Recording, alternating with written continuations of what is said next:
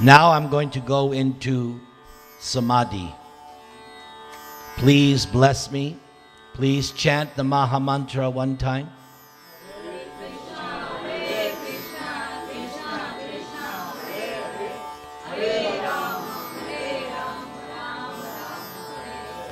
So all week I have been absorbed in the 10 chapters of the 7th canto, which have described the pastime of Lord Nṛsiṁha.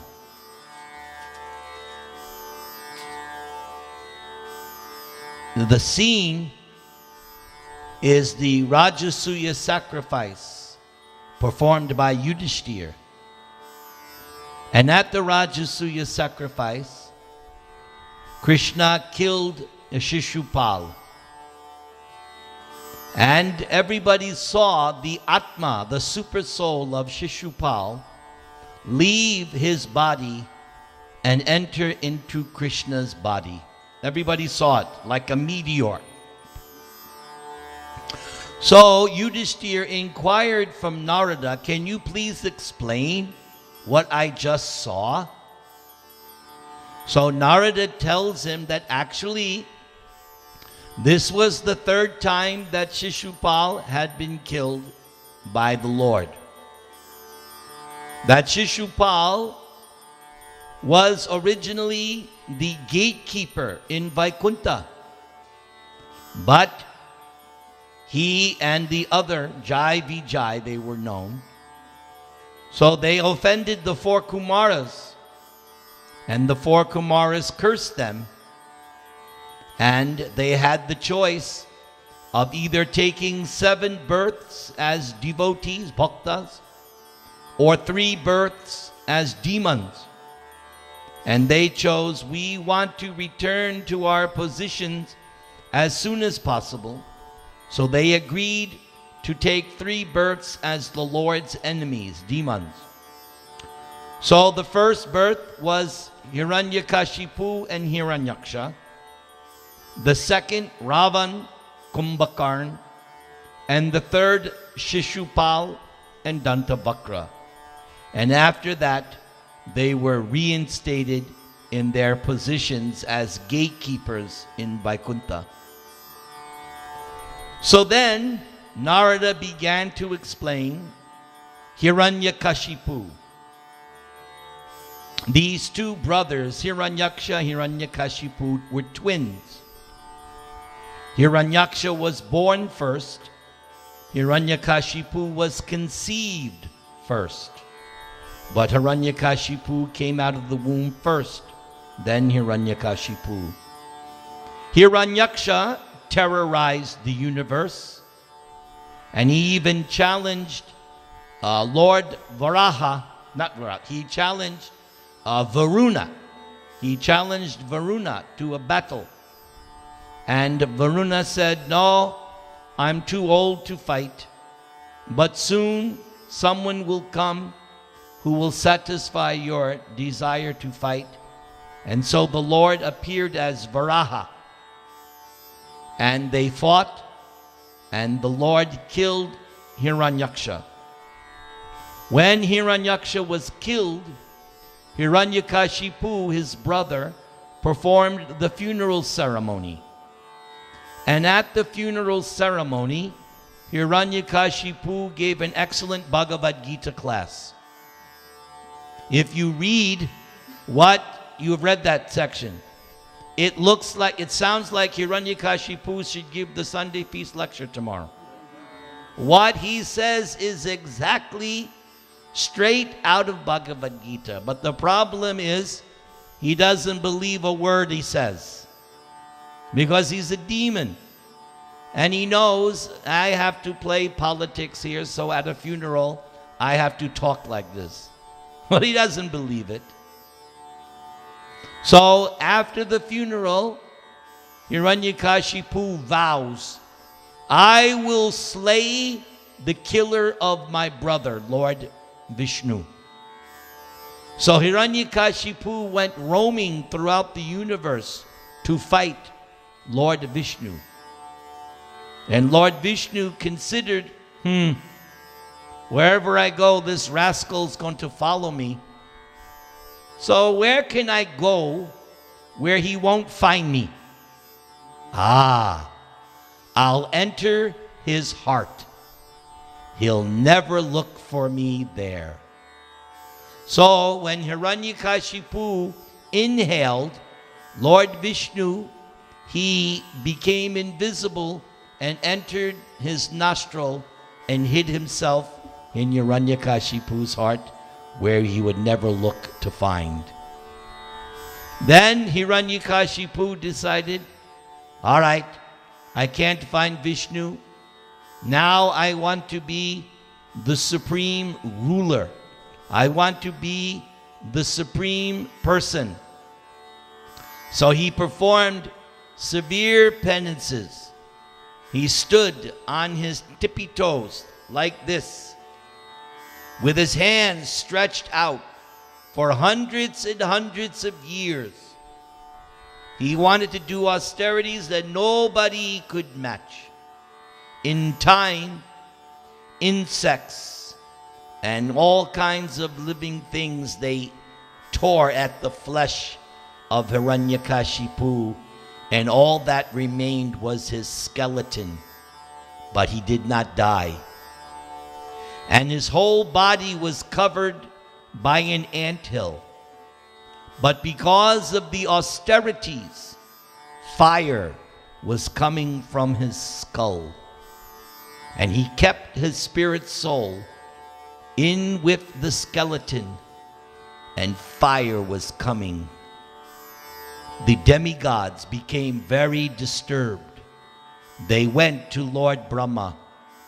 We must inform you that this Hiranyakashipu is now doing these severe austerities. You must do something, otherwise we don't know what will happen. So Lord Brahma came with his swan airplane, and he could see where Hiranyakashipu was because of the fire. And Lord Brahma has a water pot, and in that water pot is transcendental jal, transcendental water. So he sprinkled the anthill, and out from the anthill came a new rejuvenated body of Hiranyakashipu, a body that could resist even Indra's thunderbolt. And Hiranyakashipu bowed down to Lord Brahma, and he offered prayers. So Brahma said, yes, what benediction do you want? And Hiranyakashipu said, I want to be immortal. But Brahma said, even I'm not immortal. So then Hiranyakashipu said, I don't want to die in the daytime, in the nighttime, on land, on water, by any creature you have created. Is there any creature that's not been created by Lord Brahma? I don't want to die by any weapon. And so he gave all these, not by this, not by this, not by this. And every time Lord Brahma said, Tatastu, let it be. So now he thinks, I'm immortal. I've got an ironclad contract. So then Hiranyakashipu begins to terrorize the universe. He starts harassing the demigods, and he takes over Indra's throne. And all the demigods have to go and bow down to Hiranyakashipu. And then Hiranyakashipu starts to torture the Brahmins, the sages, cows, all the items of Vedic religious life. He's disturbing. Hiranyakashipu is always intoxicated by strong liquor. His eyes are always coppery red. You can always tell someone who drinks because their eyes bloodshot. And he likes his very name, Hiranyakashipu, gold, soft bed. And so now he's ruling the universe. Everyone is bowing down. Only 3 people, Lord Brahma, Lord Shiva, and Vishnu. They're the only ones who are not. But even Narada is telling Yudhishthira, he said, even I had to bow down because he's become the supreme. So the demigods go to Lord Vishnu. We are being tortured here. We're being harassed. We have been kicked out of our post. Lord Vishnu says, don't worry. In time, he will make one big mistake. He will torture his own son, who is my devotee, and that will be the cause of his destruction. So the demigods are now, it's just a matter of time. So Hiranyakashipu had 4 sons, and one of those sons was Prahlad. And those of you who have read Bhagavad Gita, chapter 12, the second half of chapter 12 is all about the pure devotee. And those verses exactly describe Prahlad's character. And Narada Muni is telling Yudhishthira that Prahlad, even as a young boy, he's able to see Krishna sometimes and play with him. And sometimes, invisibly, Krishna is feeling Prahlad's hand. Prahlad is so exalted, sometimes he's unaware, he's so absorbed in transcendental bliss. He's a 5-year-old boy. So one day his father calls him, Prahlad, come, sit on my lap. Tell me what you have learned in school. The 5-year-old boy says, I have not learned anything in that school. The best thing I know, I learned from my spiritual master, Narada. It's called Krishna consciousness. Hiranyakashipu becomes outraged and throws him off his lap. You speak of my enemy, Lord Vishnu?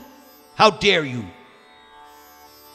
So he orders this son of mine, he's no longer my son. He should be punished. He should be put to death. So he was tortured in so many ways. He was thrown off a cliff. Krishna saved him. He was put under the feet of elephants. Nothing happened. He was put in a big pot of oil, boiling oil. Nothing happened. He was thrown in a pit of snakes. Nothing happened. Hiranyakashipu made his wife give him food mixed with poison. Prahlad, just like Nimai Charan is offering, Prahlad offered and ate the food. Nothing happened. When Prahlad was at school, he would preach to his classmates, who were also sons of demons. And when the teachers would go out to have lunch, Prahlad would call his friends. He would say, and the children would say, we want to play. But Prahlad would say, no, don't play. I'm going to teach you something very nice.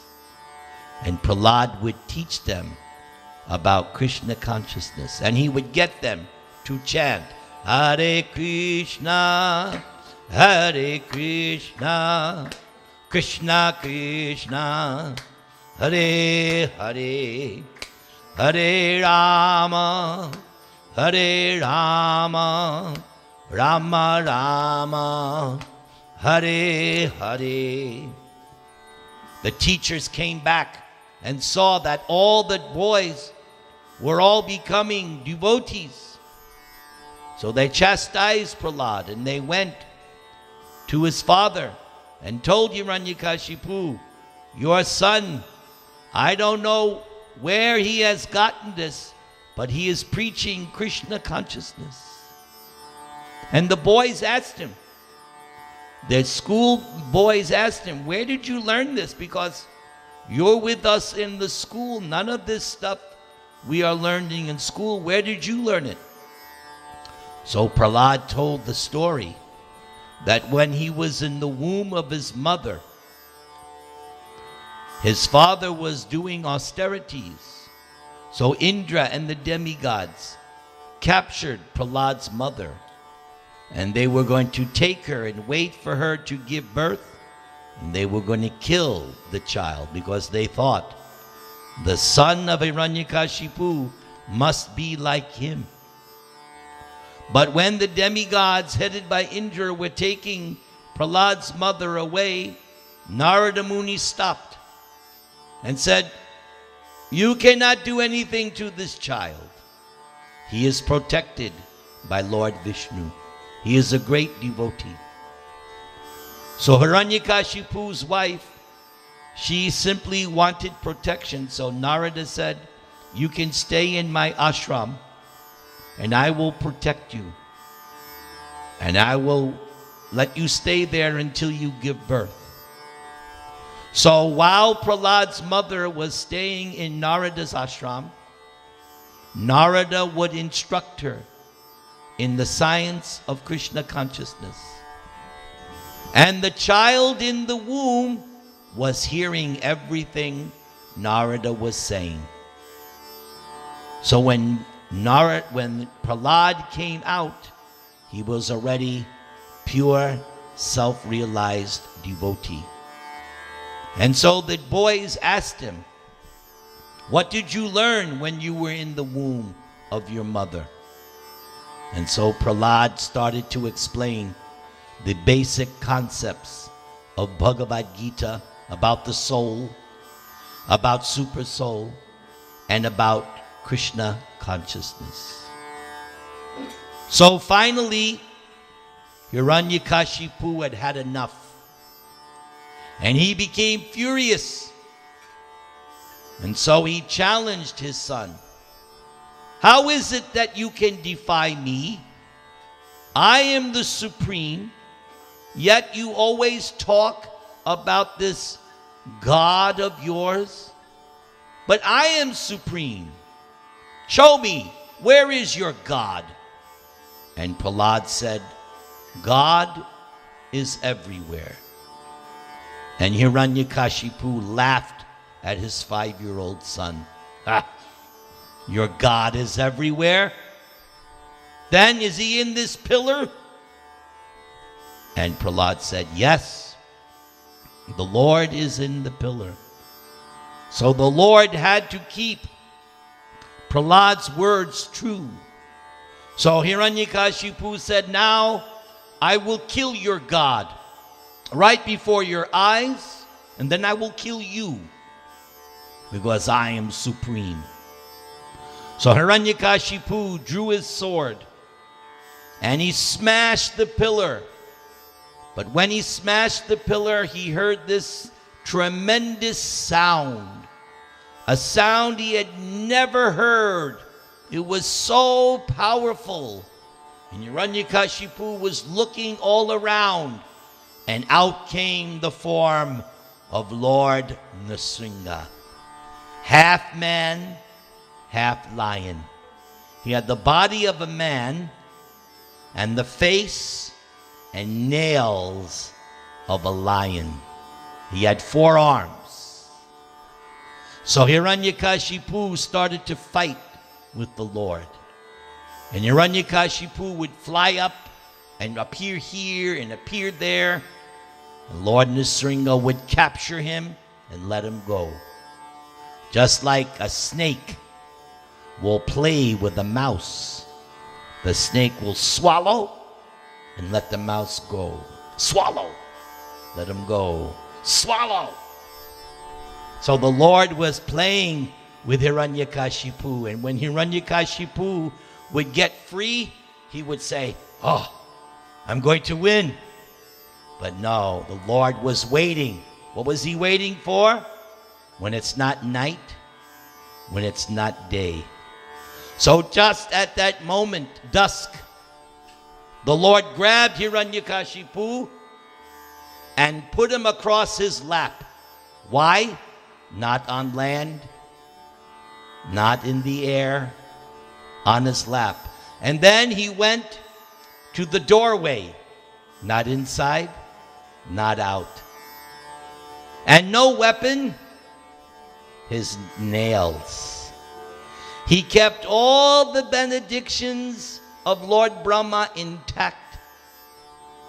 And he took his nails and he gouged the inside, the intestines, and took Hiranyakashipu's intestines. So it's like I have a garland. The Lord took Hiranyakashipu's intestines and garlanded himself. And then the Lord looked for Hiranyakashipu's heart, picked up the heart, threw it. Because Hiranyakashipu's heart is so black. And then he threw Hiranyakashipu off his lap. And he's roaring. He's angry. And then all of Hiranyakashipu's soldiers come. And Lord Nṛsiṁha manifests a huge form with thousands of arms. And with his nails, he kills all Hiranyakashipu's warriors. And he's still roaring. And he's sitting on the throne, but he's roaring, he's angry. Lord Brahma comes, Lord Shiva, all the devatas come. And one by one they offer prayers because they want the Lord to calm down. Because you all know when someone gets angry, anything can happen. So the Lord is very angry. So one by one the demigods offer prayers. The Lord is roaring. Lord Brahma looks at Lakshmi, his wife. Please, calm him down. She goes, I've never seen him like this. Even she was afraid to go. And there was Prahlad. Lord Brahma said, go. And Prahlad had a garland. And he put the garland on the Lord. And then he bowed down, flat. And when Lord Nṛsiṁha saw Prahlad, he calmed down. And he put his hand, Tavakara Kamala, and put it on Prahlad's head. And Prahlad stood up and offered more than 40 prayers describing transcendental subject matter of all varieties. Prahlad described the nature of the material world. Prahlad described so much about Lord Brahma being born from Garbhodakashayi Vishnu. And one of the nicest things that Prahlad said in his prayers, Prahlad said, actually, if it was not for my spiritual master Narada Muni, where would I be? So therefore, Prahlad said to the Lord, my first service is to my Guru, because he delivered me that transcendental knowledge. And there's one prayer that Kamlesh, I know, especially will like. Prahlad said, as for myself, I'm content. Even though in some of the prayers, Prahlad said, I am very much afraid of materialistic people. I'm very much afraid of material existence. But, Prahlad said later, as long as I can hear and chant, I'm happy. But I am concerned. I am worried about the non-devotees. Prahlad said, I don't want to go to the kingdom of God. I want everyone. So Prahlad said, I'm always planning. I'm always scheming how to deliver the fools and rascals. Right, Kamlesh? You're always thinking how to increase Bhagavad Gita and make it available. How many languages now? 8 languages. So English, Hindi, Gujarati, French, Spanish, Arabic, and that's 7. Marathi. And Arabic. That's the best one. Now we got to do Farsi. And Swahili. So Prahlad is the ideal preacher. He is concerned with others advancing. So after Prahlad offered his prayers, the Lord said to Prahlad, you have suffered so much because you were my devotee. I want you to take a benediction. And Prahlad said, I am not a merchant. I don't worship you with a business plan in mind. You are my master, and I am your servant. That's all there is. But the Lord said, no, you must take a benediction. So Prahlad said, if I must take a benediction, then in my heart, I do not want any more material desires. I have seen from my father what happens with material desires. In my heart, no more. And Lord Nṛsiṁha said, no, you must take another benediction. So Prahlad said, don't send my father to hell. So the Lord said, okay, not only that, 21 generations of your family backwards and forwards delivered. Nice, huh? Then the Lord said to Prahlad, you are going to be installed as the king of the Daityas. Because their mother was Diti, father was Kashyapa. So their race is called Daitya. So the Lord said, you will be the king of the Daityas, but you will not be disturbed by the demons. You'll be their king, but you'll not be disturbed. I will protect you. You will always be engaged in Krishna consciousness, and I will protect you. Because I think it's not easy being the king of the demons. Then, before Lord Nṛsiṁha left, Prahlad did the funeral ceremony for his father. And then the Lord chastised Brahma. Don't give these benedictions. They simply indulge the demons. Don't do this. Then Lord Nṛsiṁha went back to his abode. Prahlad Maharaj, all devotees can identify with Prahlad because all devotees have had to go through similar things. When one decides to become a devotee, there may be much resistance from others. Sometimes your own family.